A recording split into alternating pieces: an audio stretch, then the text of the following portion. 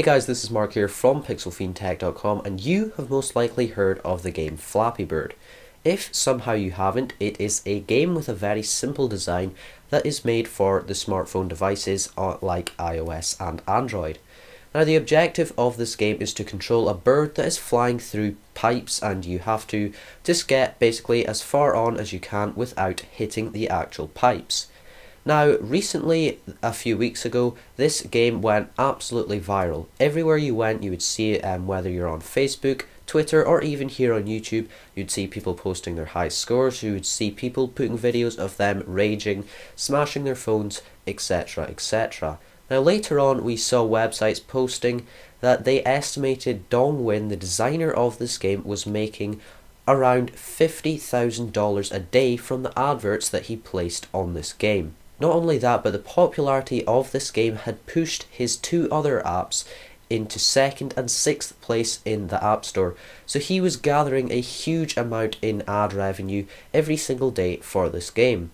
A few days after it was announced that he was making these huge sums of money, he released an update to the app on the iOS version with a few new features, allowing different coloured birds, different backgrounds, and a slightly different design to the game.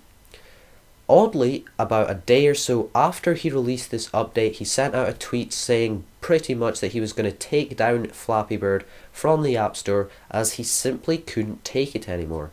Now, this was a surprise to a lot of people.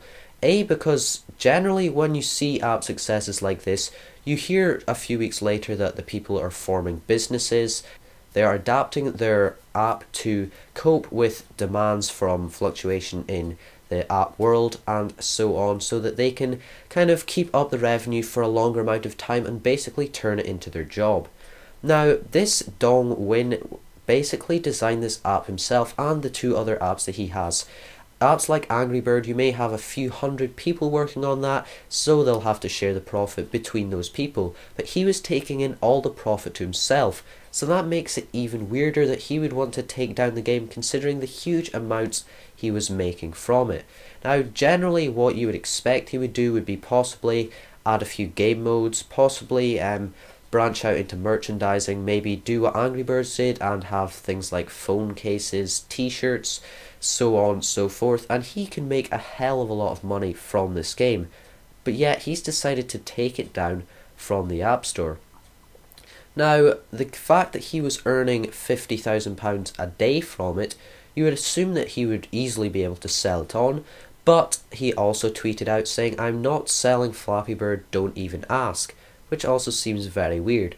Now, a lot of websites have been suggesting there are legal reasons behind it. People have been hinting that Nintendo may have been looking to sue, even though they have not said anything publicly.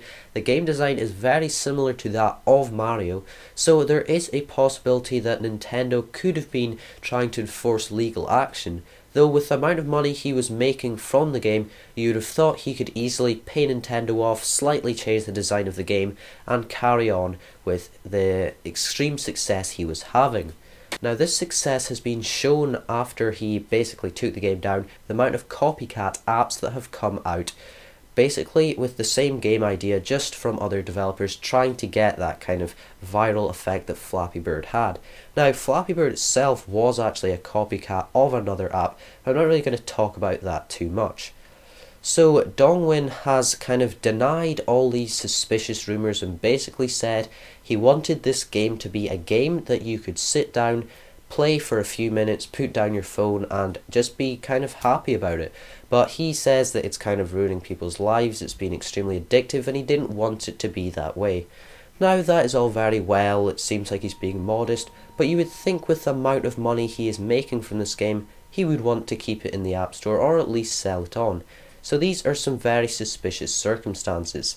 Now, currently we don't actually have any more information on this, though I will put an article right down there that I will update if anything happens, and I will guarantee you something will probably happen in the future, whether it is legal action takes place, the app goes back up, or you never know, he could just be a modest guy that doesn't like attention.